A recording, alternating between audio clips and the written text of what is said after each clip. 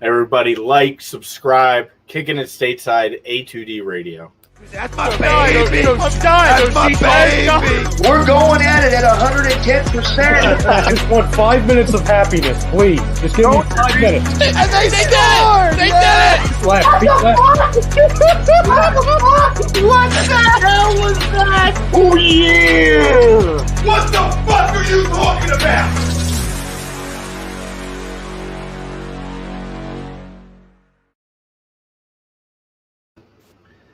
Ladies and gentlemen, welcome to another episode of Kicking It Stateside.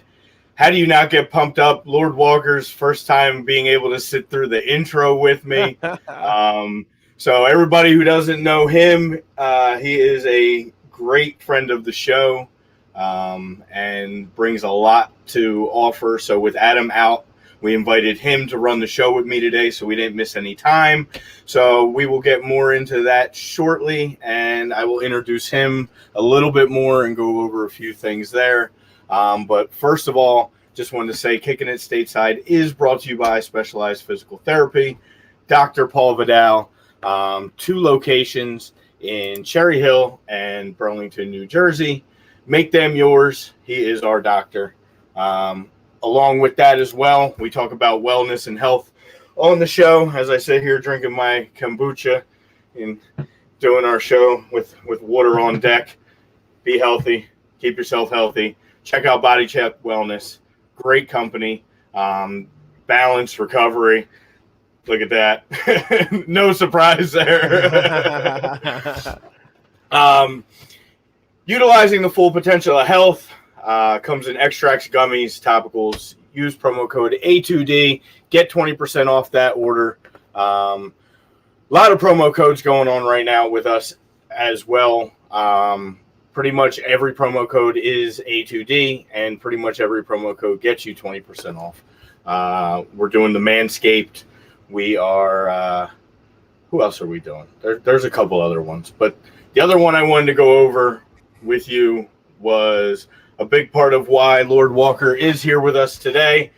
We have the A2D memberships.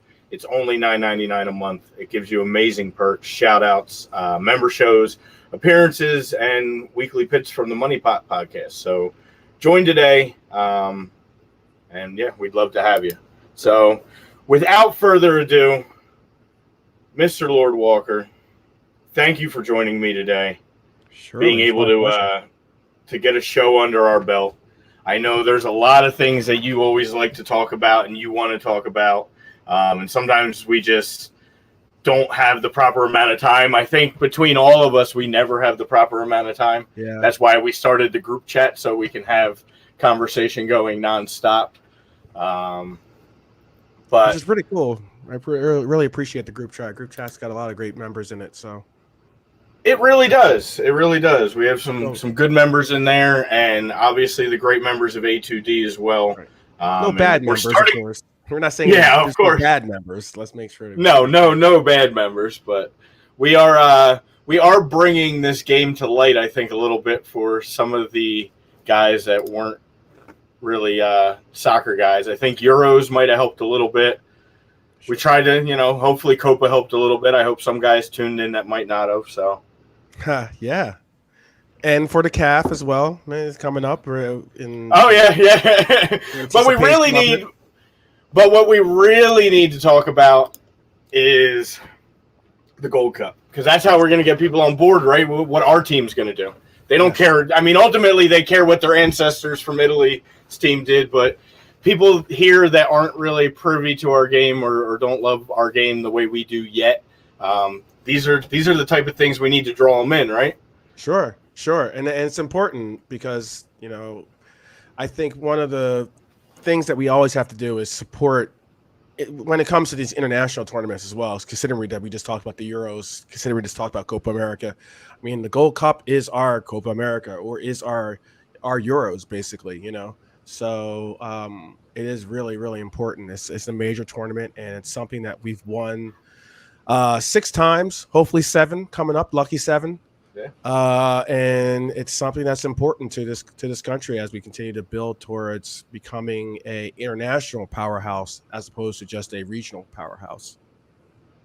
So with that being said, to our poll question, can this B team, and are we, we still have to talk on that.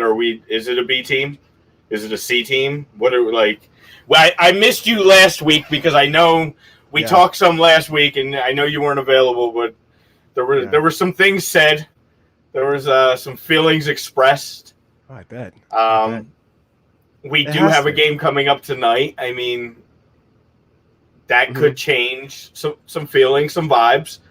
I feel like, Adam and I said we got to come out and we at the expense of this other team, we have to come out and we have to just not be nice. Like, sure.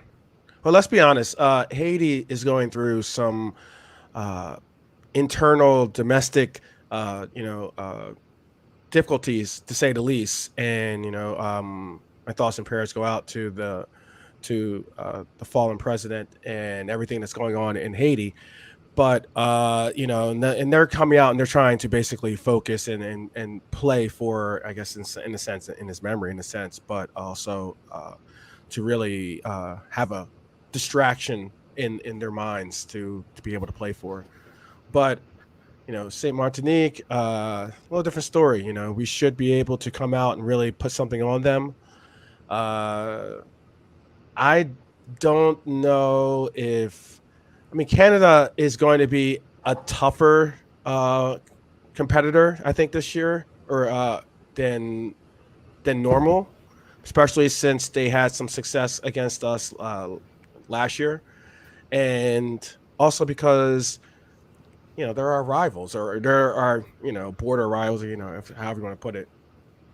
So it is something that it is. But I wanted to just really touch off and say that this is not a B team.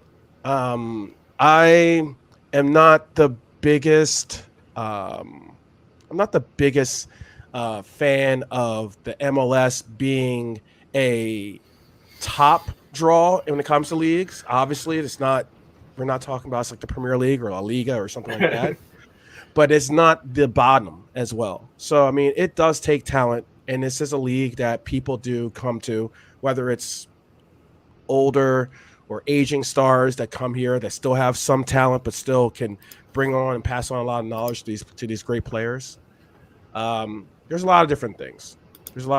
I think that are certainly going to be important when it comes to showcasing their talent in this tournament for these MLS players and a couple of players that aren't just MLS players. Yeah. I don't disagree in that fact. I think the showcase is good, but I think that's what it needs to be. And if it's going to be a showcase and it's going to be an opportunity for them to really get a look at guys that they want to bring forward to World Cup qualifying and want to use as part of a rotation with what I think, and you said, is a very talented core of players. Right. I don't need, yeah, sure. Yeah, and yes, and my thing is, yes, you need veterans. You can't go into a tournament like this against teams like Mexico, against teams like even El Salvador, teams that play together for the last 10 years. When you're a whole bunch of guys that really don't get that opportunity often as you might like they would. But I don't need to see Jackson Newell. I don't need to see I don't need to see Zardes. Yeah, I didn't need to see him in the Nations tournament. But yeah, still, and I understand. I don't need to see guys that failed to help us qualify for the Olympics getting more opportunities. Sure. Unless you are extremely young, like that. There's exceptions to that. But guys that have had opportunity after opportunity to be that kind of second squad, maybe not a B squad, but a second wave and that just have underwhelming results. Yeah. I don't need to see him anymore. When you have, I was telling Adam last week, you had Gianluca Busio, at your disposal, ready to make his first cap for his nation. Right. One of your best under 20, probably. Definitely in that 19-year-old. I think he's U19 even. I think he's 18, 19 years old. On his home turf where he plays MLS, and you're trying to market all this together, and you can't give that kid a start against Haiti. Yeah. No, I agree. I think that we're all on the same page when it comes to this coach. I'm not necessarily a big fan of his. You know, I still am on Team Marsh, but I mean, I still believe that he has some connection. He has some type of connection to these players, and these players are responding to him enough so that, you know, we did just win the last major tournament here, which was something that not many people had them winning, except for me. But I mean, not many people did. And the reason why I had them is because I'm a diehard, you know, I believe we will win type person when it comes to U.S. soccer. When I saw that lineup, I believed that we would win too. And when I saw the selection for the Gold Cup, I believed that we would win. But then when I saw his selection for the first lineup and how the way that game went, and again, like you said, and I said it last week too, Haiti was playing with a heavy heart. Yeah. Haiti was coming out, balls to the wall, trying to add, you know, a little something to help their people forget what's going on momentarily. Right.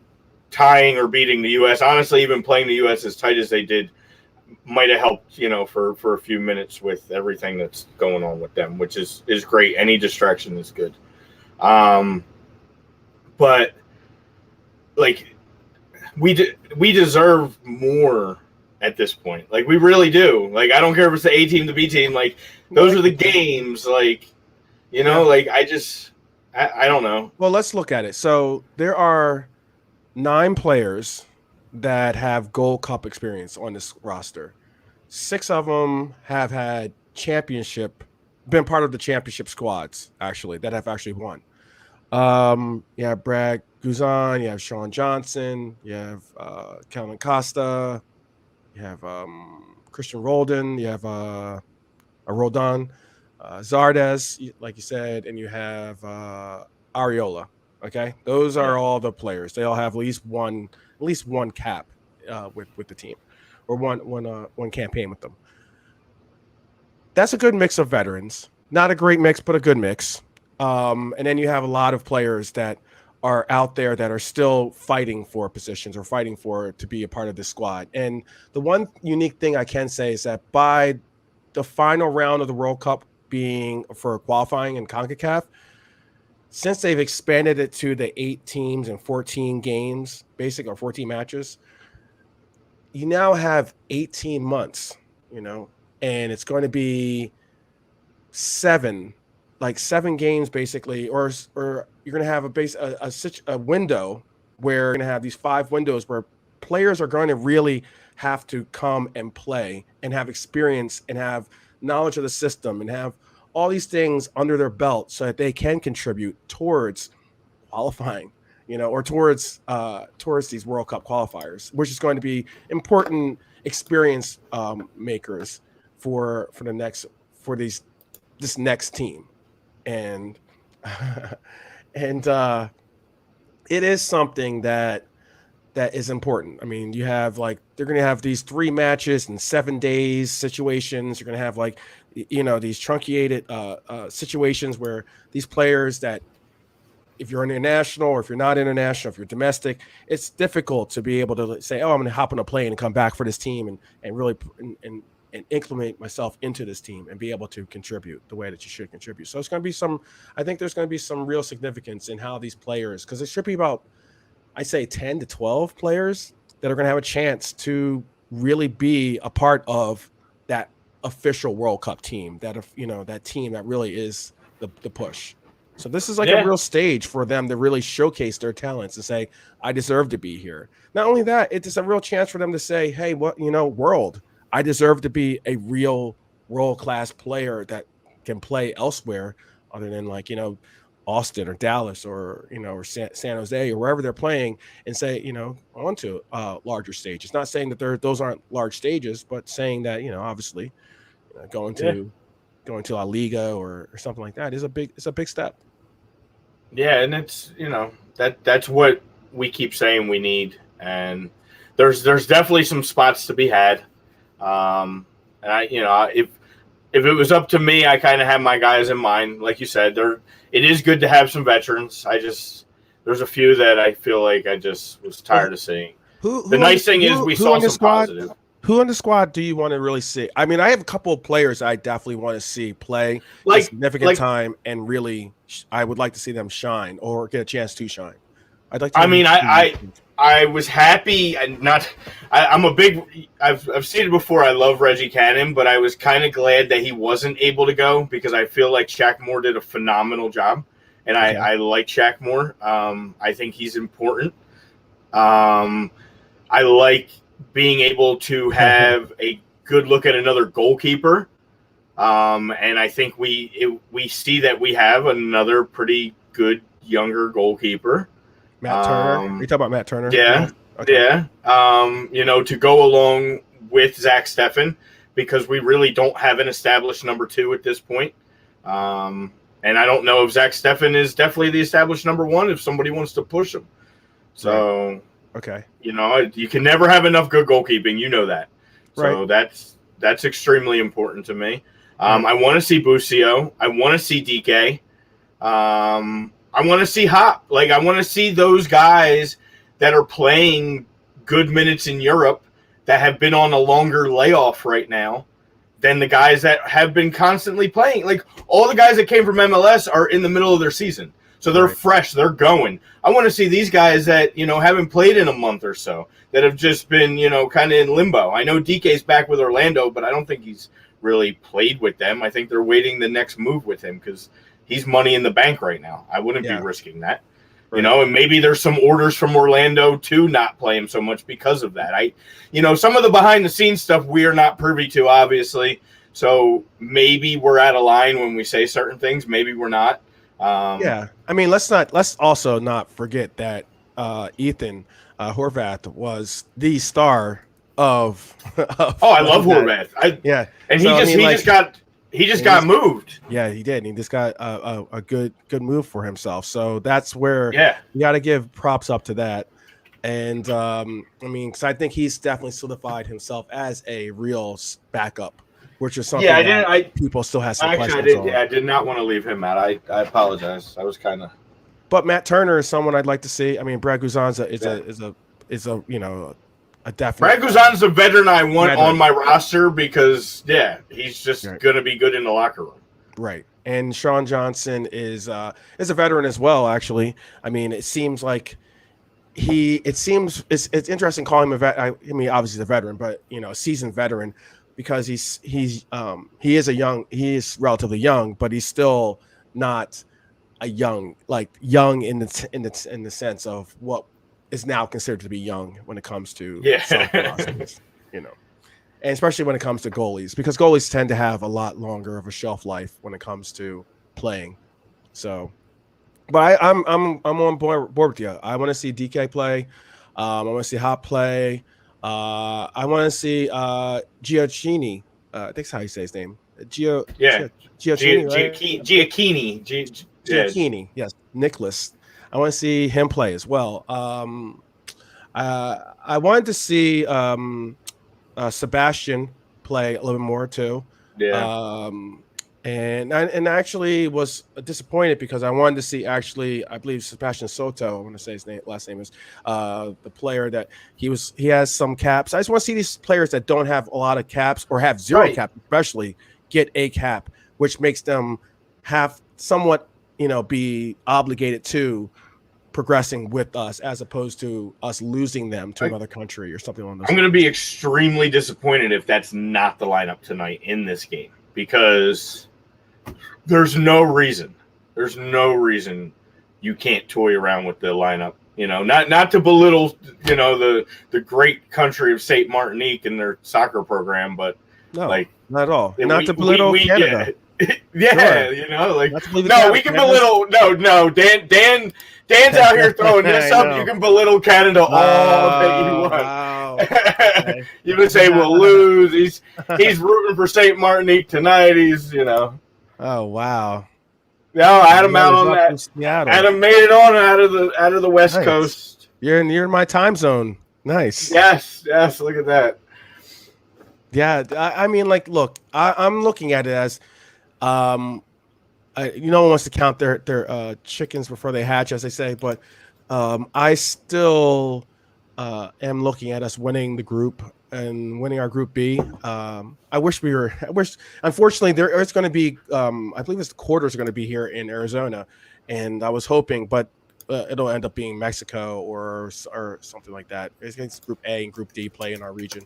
So, and Group B and Group C are going to be playing in Arlington. So I can see us making it, playing Group C, playing most likely either Jamaica, Costa Rica. And hey, I mean, this team has a real shot at not only getting to the final, but I believe that they could win. I really do. Because, I mean, look, Mexico is going through some things right now. So, we could see, who knows? They don't have like a cakewalk to the finals themselves. So.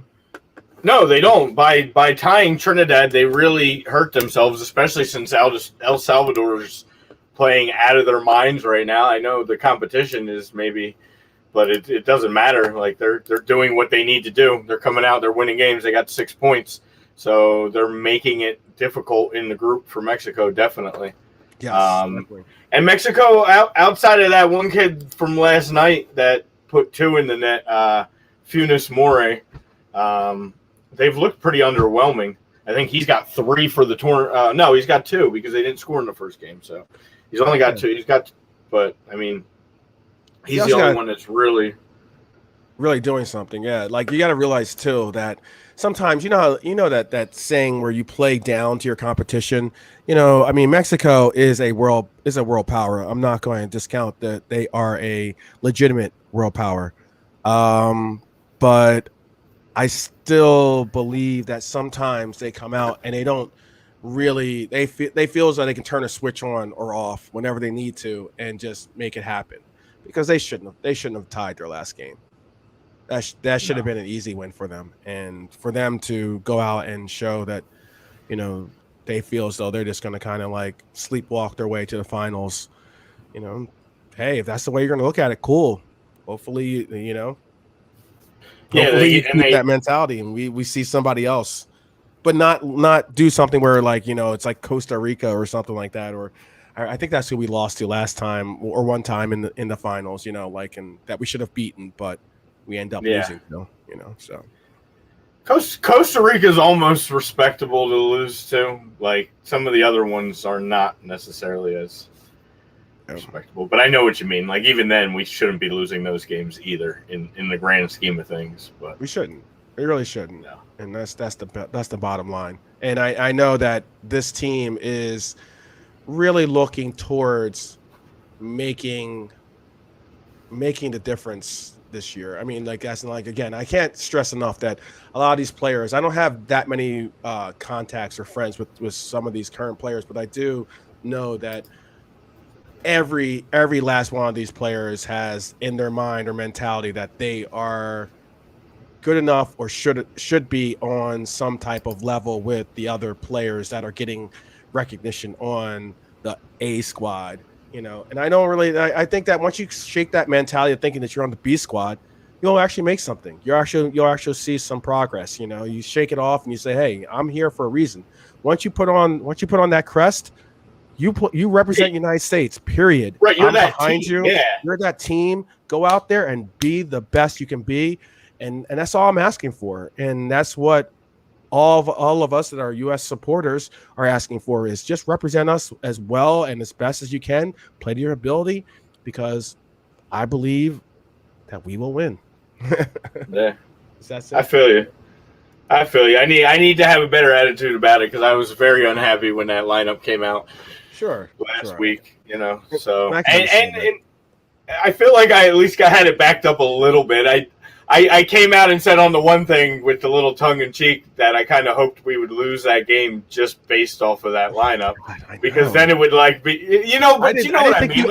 I didn't think you wanted me repeating what you said in the group chat. Come on, my dude. But you didn't know. I posted it on 2 different groups because I wasn't afraid to have the conversation about it, and the fact that I don't ever want to lose. I don't ever want to lose. But like if he came out with that lineup and we lost that game, like wouldn't we have to really start considering making a change? Like we could still bounce back and get out of our group and win the tournament. To sacrifice that game to make the change would be worth it. Like, right.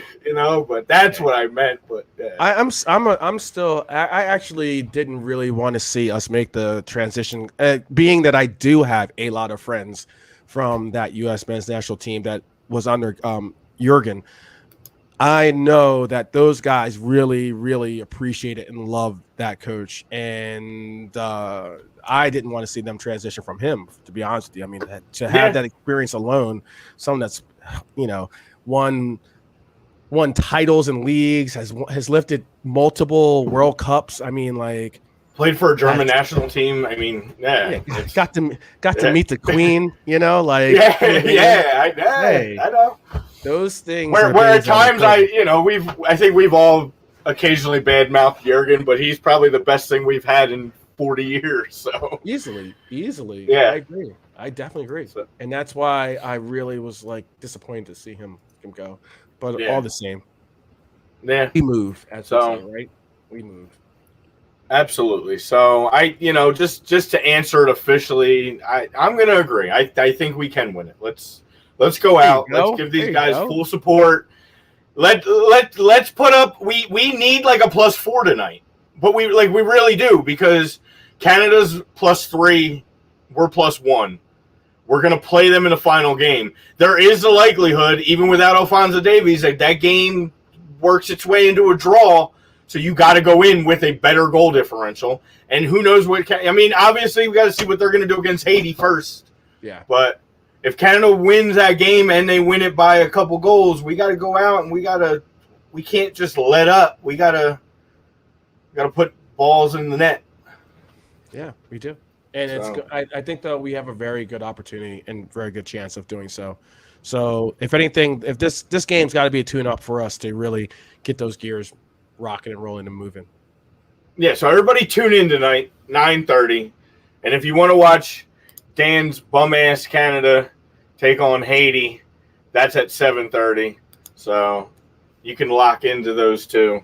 FS1, I believe, if you want to watch in English. If you want to watch in Spanish, that's fine too. Whatever you want to do.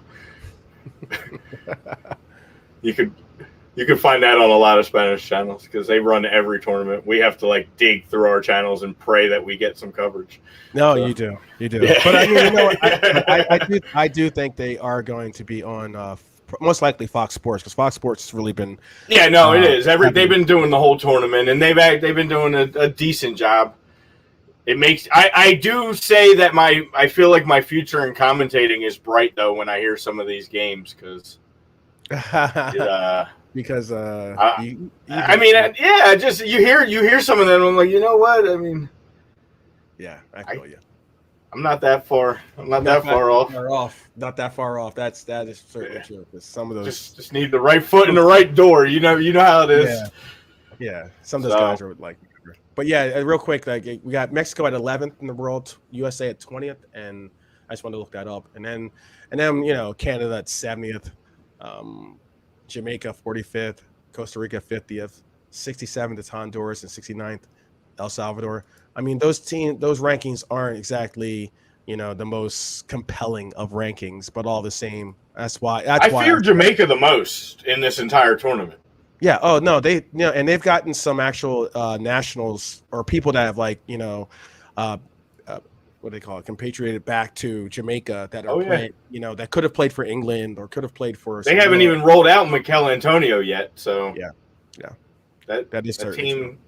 That team's looking pretty good. They're Reggae boys. So, Reggae boys. Yeah, man. It's good to see them doing their thing. Yeah. Just not when we have to play. That's all. Right.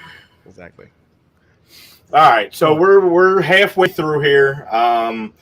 There was a few things I know Lord Walker wanted to take the time, since we had it this time, to kind of discuss and go over. So I'm going to leave the floor with you and let you kind of go and bring up whatever topics you want to run going down, and we'll go from there. Okay. Well, the topics that I know that we have on the bill are some really, really interesting topics, because one, we have, since we were just talking about the U.S. men's national team, we'll transition to the U.S. women's national team. The women's national team just had their case dismissed by the courts. And it was very interesting when a lot of the information came out and it got past the whole, and I am a part of, I hate when people say, because I have a journalistic degree, and and I am a journalist, and technically, so when people go, oh, the media this and the media that, and consider we're on a platform that is a media platform, but once you got past a lot of the the PR and everything else that they're going, and the media blitz, you really found out that it's very interesting how the women's team brought this case up, period. And why I say that is because it seems like they just had a little bit of buyer's remorse. Look, easily the difference between the national team CBAs is that U.S. women's national team players are paid more of a concentrated fixed salary of $100,000 per player, right? But yet it provides more guarantees in their contract. But the men's compensation is more heavily towards play-based incentives, okay? So what was very interesting about it is that the women, over 111 games, they played a lot more. They played considerably more games, but the women have amounted to $24 million. That means that they've made on average about $220,000. The men made $18 million, okay, and they made about $220,000 off of 87 games. And why I think that's interesting is that they're saying the men make more than us. I'm pretty good at math. I'm sure you are too, to know that that's not more. Okay. If you want to go and say, okay, well, no. Well, let's just break down. They played more games, this and that, all the same, right? Look, the men make $8,500 for every friendly win, which is interesting because they make it's tiered, where that's the incentive when you play these friendlies, is that they don't go out there just to kick the ball around and say who cares if we win or lose, because the men have a system where they make $8,500 if they win, they make $1,750 I think if they lose or tie, and they make nothing if they lose. Okay, so they basically go out there and just play for playing if they lose. The women, however, make $17,000. Easily double than what the men make on a win. They make $88,000, around $8,000, something a little bit over $8,000 if they lose. Money whether they win, lose, or draw. Then World Cup roster, $68,000 as opposed to $37,000, and I'm rounding up or down. Qualification bonus, is $37,000 for the men, is none for the women, but they don't really worry about qualifying because the women's national teams are always going to qualify, so they gave that as a thing, What up, Greg? Greg's my guy. I love Greg. And then, for the qualification, they make $108,000. They make semifinals, they make $244,000. They make $407,000 if they win. The only way that the men make money in the World Cup is if they win, where they make $110,000, $50,000 if they get second, third place. Now, I gave all those numbers because that's important. Because realistically, the men's team have money incentives as I gave you, correct? But the women get benefits. The women get benefits. Now, these men come from teams that give them their benefits, okay? Like their health insurance, or, a man's not going to get pregnant, but all the same, if he want pregnancy pay, or they get dental, they get vision insurance, they get severance benefits, they get a share of ticket revenue, they get I'm trying to think of all the other things,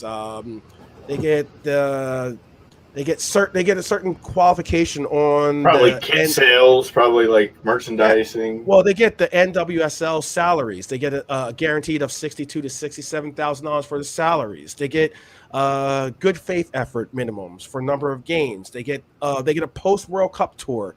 You know, all these things are things that the men don't get because they're strictly cash. They're strictly for money incentives, I should say.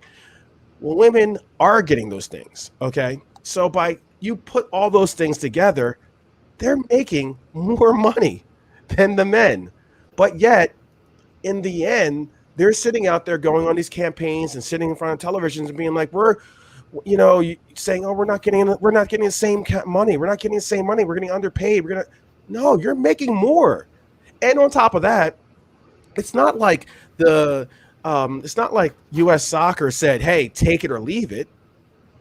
These women had a choice to take the men's deal, but they chose to take the deal that they have because it had all those perks that were included.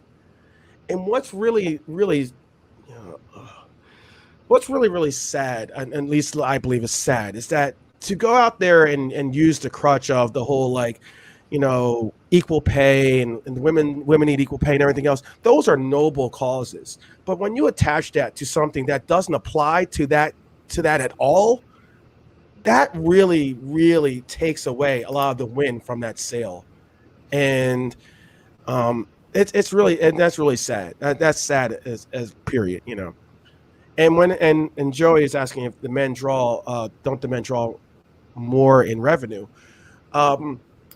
They certainly might draw more in revenue when it comes to the fact that the World Cup is a bigger cash draw on the men's side than it is on the women's. Yeah, if we make it. If we're not even in it, we're not making any of that money. Yeah, right. That kills their argument. That kills it. Two, if there's absolutely no way that the women the U.S. women's national team aren't making the World Cup. You know, and they know that. They know that they have those fallbacks. And that's why it's very disconcerting when you see these people go on television and talk about and use the crutch of saying, you know, we're champions of women's pay, equal pay and everything else. It's not equal pay because if anything, the men need to be saying we want equal pay because they're not getting it. But the whole crux of my argument was the fact that you had a chance. You had an opportunity to pick the deal that you did, and it's one of those things where you're saying, okay, so now that it comes down to it, you're just not happy that you're not making more money, and that's the problem. That's the problem. That's a society problem nowadays. Anyway, there's A door and B door, and you walk through B door. And you get halfway down and you're like, I don't really like my decision. Well, you had the option. Like you had the choices. It was your time to then do the research, do the math, do what you needed to do to make sure you had the best thing put in place before you proceeded. Exactly. Yeah, and then just because it doesn't work for you now or some new players came into the mix or whatever, that kind of, it was voted on, it was decided on, and it kind of, at this point, it is what it is till that next time that option comes up. Next time the CPA is... Well, even if they choose the men's option, which they could have, and they would have still made more money. Sure, they would have made possibly more money because of the incentives would have been differently because the incentives would have been more of performance-based incentives. They still make more money than the men. Right. Yeah, period. Yeah. So it's not like it's equal pay. No, you're right. Yeah. If anything, something that the men should be arguing for. And it's a very, very, and why I'm getting so amped about it is because the USSF offered the women's national team a pay-to-play proposal similar to the men's national team. Okay. But they rejected it.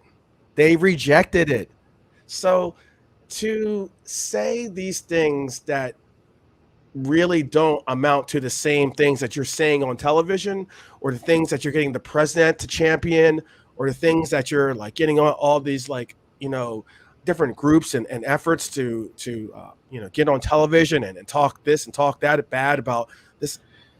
It's I know. That's not cool.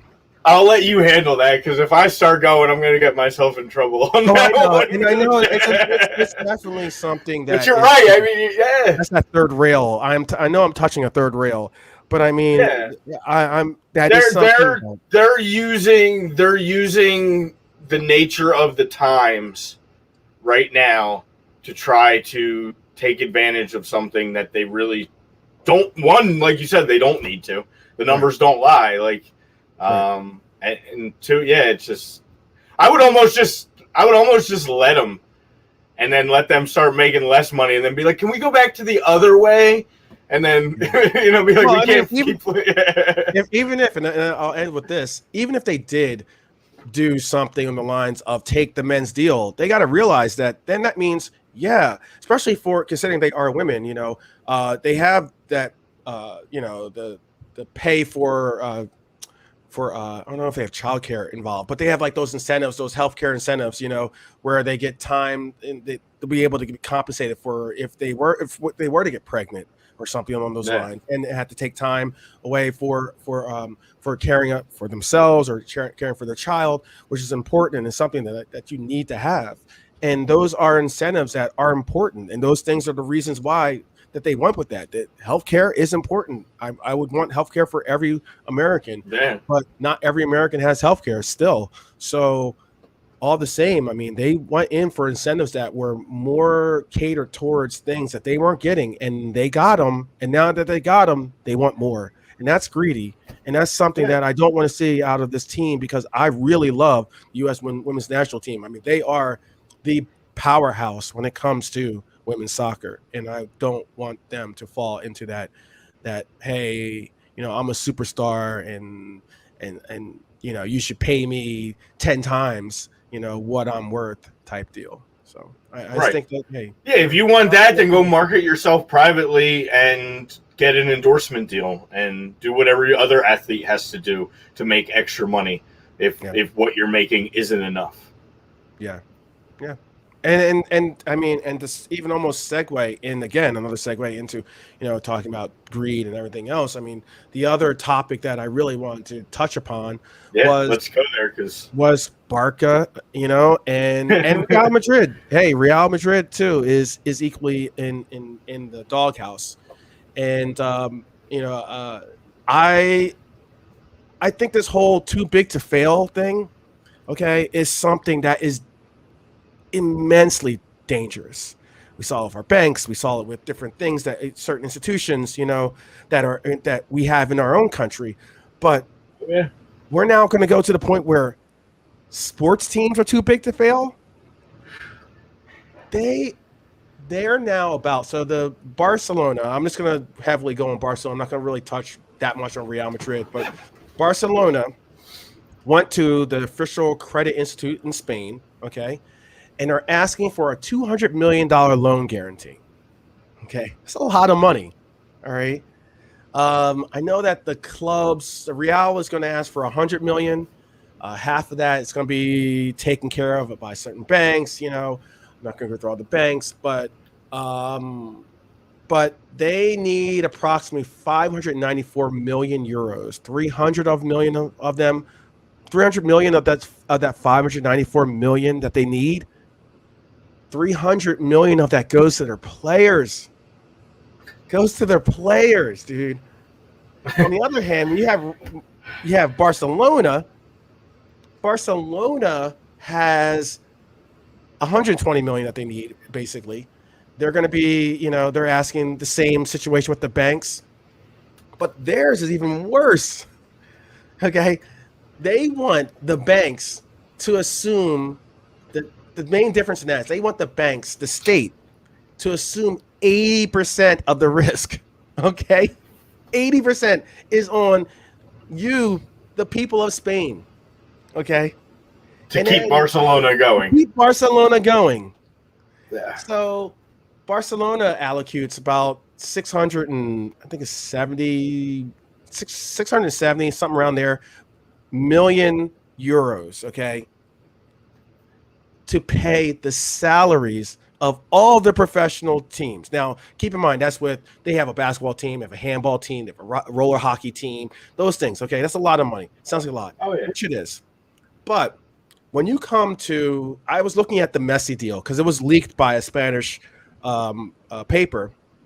The Spanish paper said that this 30-page deal for Messi saw him make $1.4 million a week. He had a signing bonus of $139 million. Okay. He had a loyalty bonus. Okay. To a player. What was it, like 70, right? For the loyalty bonus or something like 93 million. Okay. That's why he won't go anywhere. Yeah. That's why he's never gonna leave. He's been a player. He's been their player since 13. That's pretty loyal already. Okay, dude.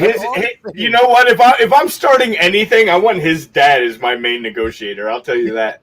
I don't know if I want his dad as my accountant, but I mean, like, yeah. But with negotiations, yeah, I'll take his dad any day because he still goes in there and does them even at 35. So right, and that's the thing about it. And so when you have these. The Spanish league is holding them accountable. They are saying that, look, a team can only spend a quarter of the money it receives from player salaries or player sales, on new contracts. So even if they clear 10s, 20s, 30, 40, 50, 60, whatever, however, $100 million off their books, because that's about how much they need to pull off their books to get underneath that threshold. It's still going to be a fraction of what Messi is going to make. Now, Messi did just sign a new deal, apparently. Not all. Apparently it was a restructure. Right, where he's Tom making less. Brady-esque. I'll take less so we can win one more time before I leave you. Exactly. But yeah, but it's 5 years. Exactly, and he's still making so. I know he made like 600 million or something around there. That. He's if you take his last contract and this contract, he will have made $1 billion in salary. Exactly. That's not including endorsement. That's not including, any incentives that he makes extra or yada yada. He'll make $1 billion dollars, and that's exceptional.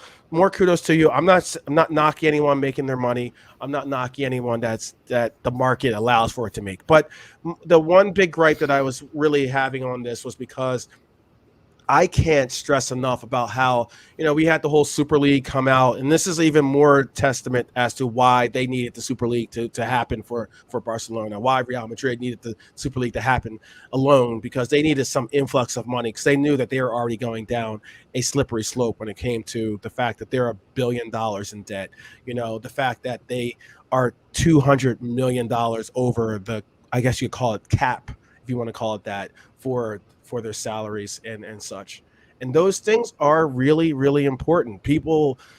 I know as the common fan doesn't look into those numbers, doesn't look into the hard cap business of soccer or football. But when it comes to it, being someone that has dealt with player agent contracts, someone that has dealt with the fact of looking more into the finances of a team and how, everything is composed and how it all works and all the cogs that make this whole work. Man, if you're going to allow for these teams to do that, it's bad enough that you have these, nation states that own companies and everything else, but to then go down the path where these teams don't even have to really even take care of their books, and then in the end, these nations or these countries have to take care of, bailing them out. That's horrible, man. That's something that every person, I believe, should be up in arms and be disappointed about. Whether you're to add more to it, neither one of them made much of a run in Champions League. Neither one of them won their league even. Yes, right. So it's on top of all of that, you're asking for this, and it's like, well, where's the state of your franchise at this point? Where's the state of your team? Why should we even help you out? What are you doing to to get these teams. There's so much turmoil in Barcelona internally between management and they can't say there isn't. Like even the whole Messi saga and the last time when they had to work on this contract before this other contract, and when there was all talks he was on his way out to City or New York, and where all those things, and his dad had to come in there and iron things out, and it's like, yeah. I don't know. I can't stress enough that when it comes to a lot of these things in soccer and in the world of sports, we all have to keep in mind that it is a business, that there are components of it that are more than just the concepts that we run on when we play them on FIFA or whatever you're playing them on, on your consoles or whatever you're looking at it, and you're just looking at it from as a fan, and you're looking at it from, oh well, as long as I turn on the tube and it's on, that's all that matters. No, there are a lot of different components of this that really matter and really are important. And I don't think that, you have your, I'm trying to think of a good squad that can be compared, like your Southamptons or something like that. Those teams or Norwich Cities, or those teams have to keep their books together. They have to. They can barely have them out. Yeah, because they don't have the fat pockets that the squads that you and I support, or Adam supports, or a lot of our group chat friends, or some of the people that are tuning in tonight, or today, I should say, they don't have a lot of those fat pockets where they can have some hedge fund billionaire that can just say, oh, well, I'll just reach into my pocket and I'll take care of it. Yeah, that's not the case. And when you get to this point where you have these teams that can do that, it's horrible. And I mean, it gets to where, another segue, gets to where, you have your teams like your Arsenals, that are now, having to. Good. We have 8 minutes to discuss. It's the money grab. Oh, before I'll make a quick on the Arsenal, because I want to hear your opinion on this. Look, Arsenal, I just think that this Arsenal is going all or nothing. And I think that was another one of our poll questions, I believe. And why I wanted to bring that up was because it, to me, is a little bit of a desperate clutch at relevancy. It's almost like a let's try to fan the fires a little bit to stoke the flames, I guess you could say, to bring up a little bit of like camaraderie or like hoo-ha for the team. Because look, man, it's if they what is the all? What is the all? All right. So, in honest answer, right now I have no clue, and it's July 15th. Yeah. And I have no idea, because the only all that I know right now is the coach got to stay, which I'm in favor of. I'm in favor of him staying. Okay.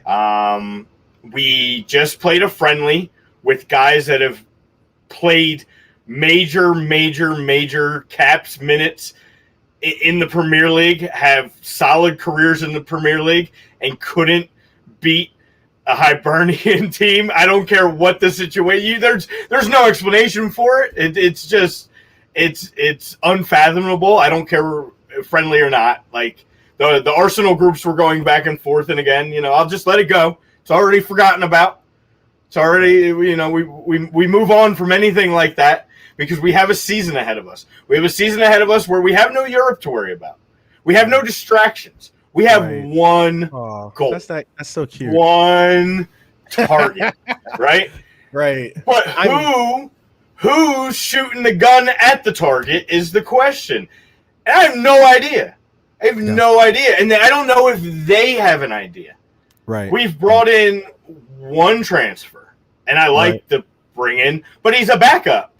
Right. He's there to be in case the other guy that we brought in, who's really good, can't play because he gets hurt all the time. So it's like, okay, it's a nice move. It's a little depth, bring a guy in. I like the kid. I like what he has to offer.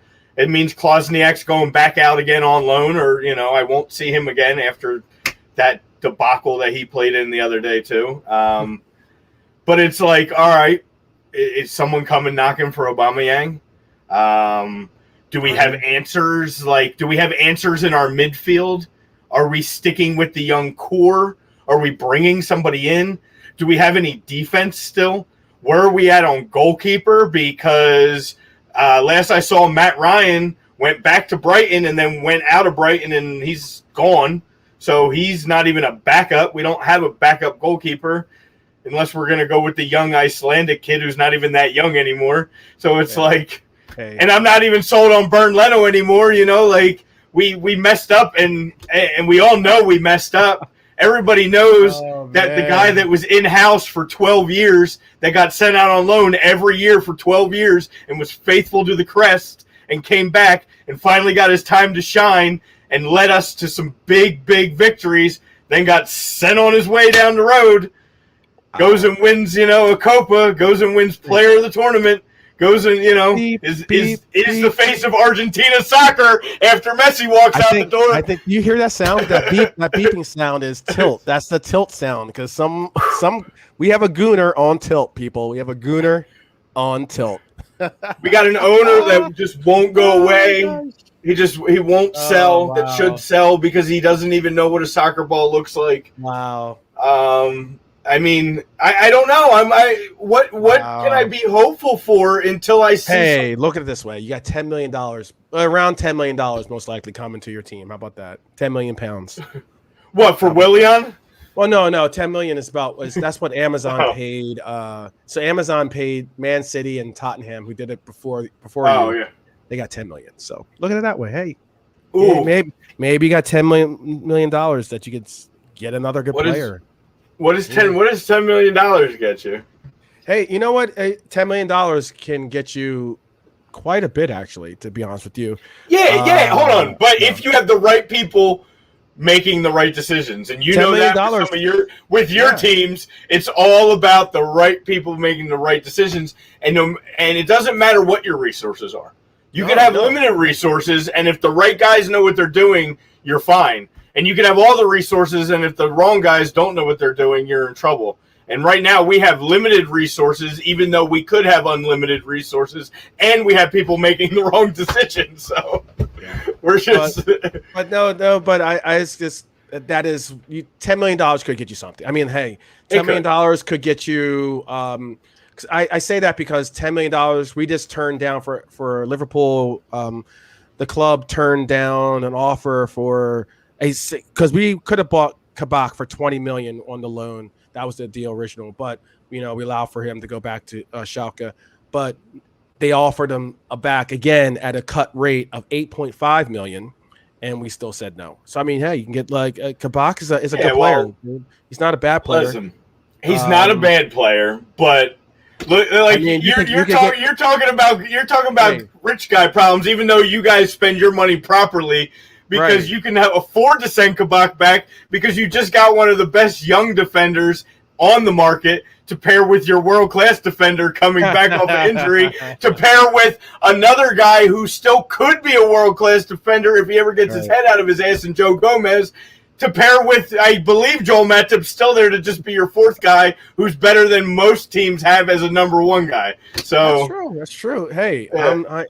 I'm not saying that we don't. I know you're not. I'm just. We've got rich people problems. I don't mind having rich people problems, but then again, you don't even spend for it. We got frugal rich people problems. So you spend, but you were the example of a team in this sport that just spends their money properly and makes proper decisions. And has a good head on their shoulders as far as who they're bringing in and why they're bringing them in and who they're letting leave and why they're letting them leave. Right. I mean, they didn't even and I know it pains you. You didn't want Georgie to leave, but it was time. It was time for him. It was fair for him. You guys got a fair, to be honest with you, I wanted Jenny to say, but I also. To be honest with you, if we were going to allow for him to go, then I would have preferred to get something back for him. I mean, that's something that, honestly, because since we do have a money in, money out system for our acquisitions, that would mean okay, well, we are not getting anything for Jenny, so that means that we're not going to now that we have to replace him, that's where it really, really hurts. But that's Arsenal life, though. I mean, right. we're constantly losing people with no compensation. So, Right. Well, let's go. Let's get into our red cards before we run out of complete time. So this is boring. I know. This one is talking about Liverpool. I'm sure. Every time I bring up Liverpool, people are like, Well, anything Premier League based, Dan's like, because he's okay. one of he's anti-establishment, I saw him Premier League. Big. Yeah, I saw him anti big clubs, but yeah. But so, yeah. All right. Yeah. Let's. I definitely want to get into a red card real quick, simply because I don't even know if I had a yellow, but if we went to the red card, I go straight to red cards. Straight red, absolutely. Straight red has to go to the situation that is going on with the Euro, with the situation that occurred at the Euro finals, and the situation that occurred with the absolute disgusting actions of certain fans that, unfortunately, with any sport, with all things now, I think, and this is something that I've been pressing, and my good friend Eric has a great saying about sports karma. This is really truly sports karma. I mean, the fact that the Three Lions come short and they lost by 3 of their Lions not making the penalty kick, and the fact that people attacked them, being that they were black players, and is really, really sad. And it was, he's got a 19-year-old. It's your boy Saka, who's living a dream, living something that all of us soccer fans wish that we could live when we were 18, 19 years old. He's the only guy, going back real quick before that, when you just asked me about he's the only guy that I have any faith in, and to be treated like that is ridiculous. It's ridiculous. But I mean, look, that the whole situation in England was really sad and scary, because I mean, I'm sure you guys remember what happened when Liverpool were supposed to play Manchester United, and they rushed the field and they hurt police officers and everything else, and that's despicable. It's unquestionably disgusting, and it's something that should not happen. But what's equally worse is that it happened again, and it happened at Wembley, where they rushed the stadium. Thousands of spectators weren't able to go to their seats. They're crammed in. The sight lines are crammed because you can't see, because there's so many people that are just around, and they were talking about it on the telecast. Even they were like, 60,000 people, definitely more than that in here. Definitely more than that, exactly. And it's like, look, there's 19 officers that were injured. There was 86 arrests. 53 of them were at Wembley. The FA took to where they issued some charges against the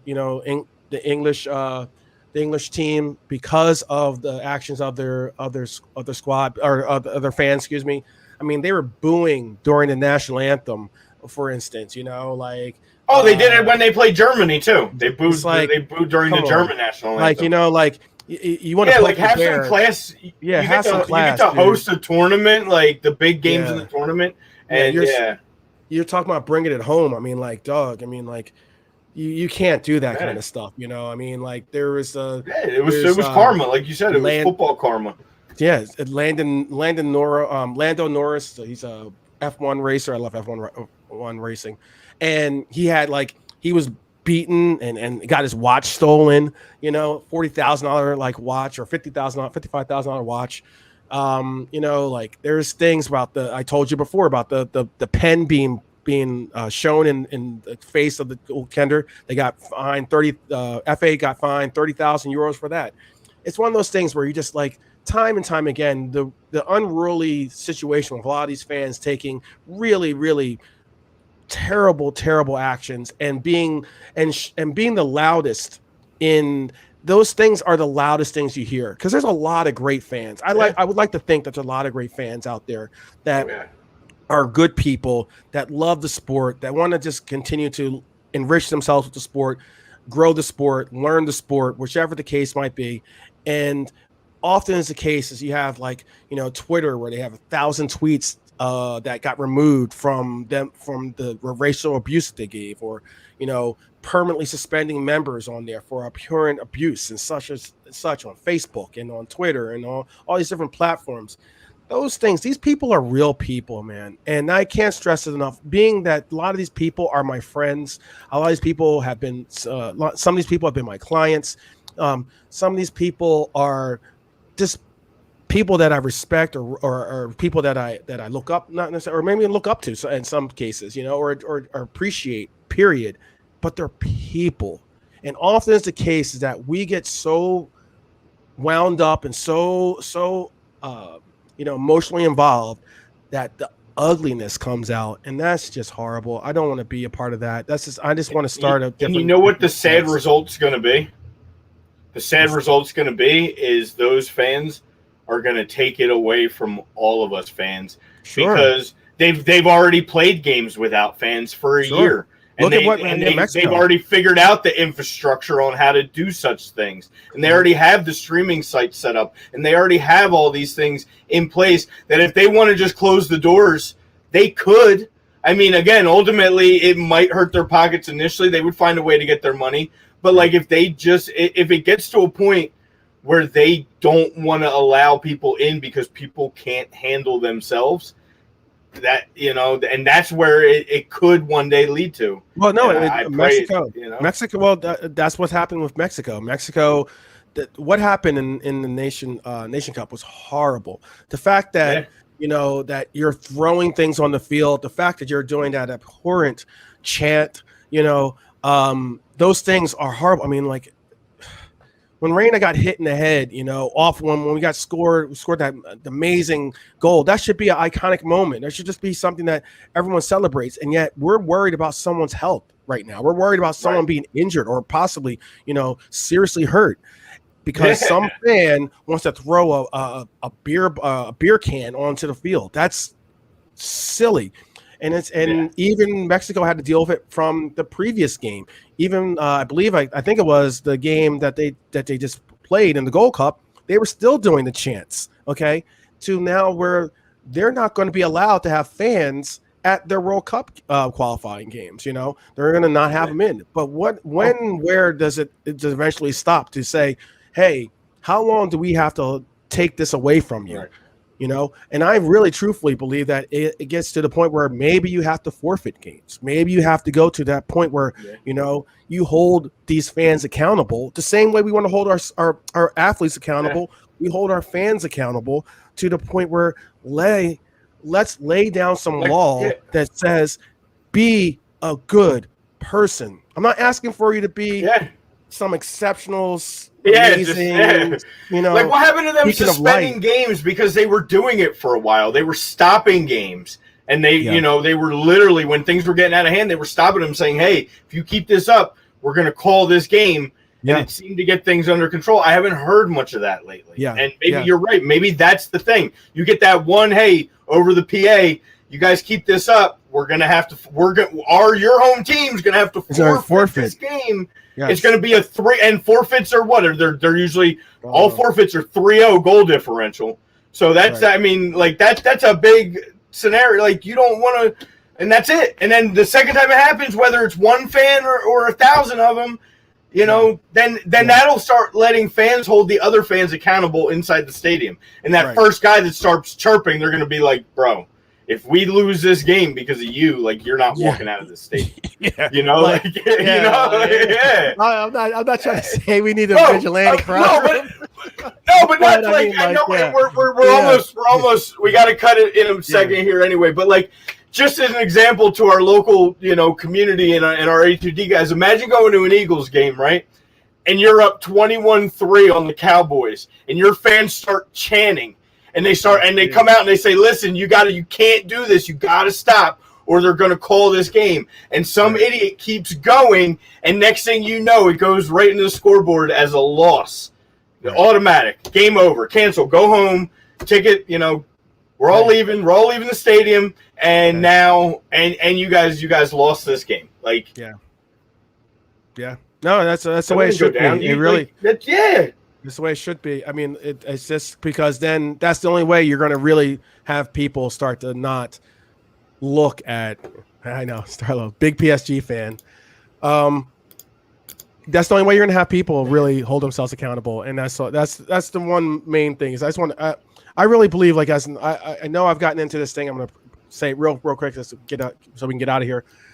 I really believe that we have to start a real effort, like, and especially for my fellow fans from Philadelphia area, especially because I know for our teams had a lot of misery or a lot of like heartaches and everything else, and we are often viewed upon by the nation, by even in the world somewhat, as being bad fans or being a city that who would want to go there with the attitude and the content that these fans bring. And I hold up Philadelphia as something that I love. I champion it. Even in Arizona, I champion it. And it's something that this whole concept of just, throwing people on the bus, not what you heard from Danny Green or what you heard from Dwight, all these things are relevant. People aren't going to want to go to these places if you have that type of atmosphere. And all I'm saying is, let's create atmospheres that people want to be a part of. Having moved out to Arizona where I see sunshine all day, every day basically, and people are all like jubilant and exercising, and they do all these different little things.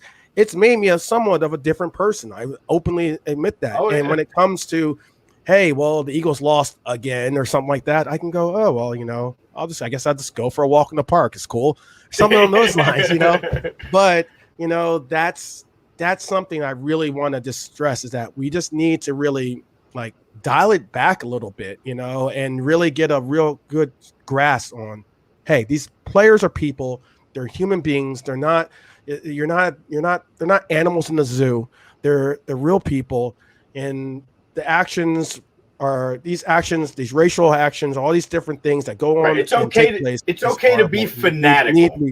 It's okay to be fanatical. I'm fanatical about my team. I've been people question me about my obsessions. Give you the right to it doesn't give you the right to attack someone's wife or their kids, or or physically attack someone. That's totally out of line, and that's totally and the racial stuff and the hate and the abuse that has to go. That's why I've never changed this. I've just left this big red card with that on it. There's no need to add anything else to it, because until it goes away, the day that goes away, we'll get rid of this. But unfortunately, it's like every time we think things are trending in the right direction, we have these blips that pop right back up, and we got to start back at square one. So I'm glad that you brought that up as the red card.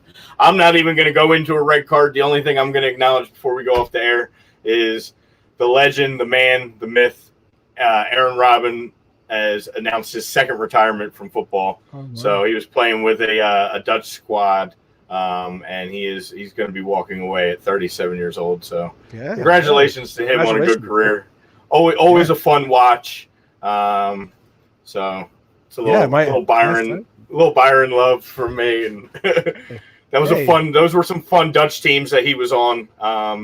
They definitely competed on the world stage really well. I really liked watching those teams with him and Van Persie. So, well, big ups to my boy Daniel Sturridge too, who's about to make another appearance in La Liga, actually. So, and since you got one going out, I got one going in. That's beautiful. Where's he going? He's going to I believe it's Marca. I'm gonna go blank on the team, but he's entering. He's going to be playing for one of the teams in Spain, actually. So that's. I'm a big Sturridge guy. You know that. I wish he got more of an opportunity in his little opportunity over here. Didn't really see much of that. Yeah. So. Yeah, I'm happy that he's still continuing his run. So awesome. No doubt. Yes, but that's why I'm glad that you let me get that in too. Yeah, your buddy said Robin will be back, and that's okay. He can come back. Yeah, but for sure. Now he's out. So, all right. Well, hey, I just wanted to again thank you for taking your time and joining me. Adam and I had talked, and we had missed so many shows we didn't want another day to go by the wayside. So to be able to continue bringing shows twice a week, and have all your perspectives and give you an opportunity. We always love having you anyway when it's just the two of us. So I really do appreciate you joining me, because I know no one would want to sit here and listen to me for an hour straight by myself. I appreciate you having me on. Thank you. It's an honor and always a pleasure to be on the show. And I'm doing I believe it's my part to just enrich and pass on the knowledge and experience and things that I have. And obviously the love and passion that I have for this game. So I appreciate having this forum, and I appreciate A2D and everything. So thank you. Yeah, brother, absolutely. And let's hope we have a really positive group text tonight around like 10:30, 11 o'clock. Yes, I believe we will win. Yes, sir. Let's end right on that. Thank you very much. All right, guys. Take care. See you later. See you next week.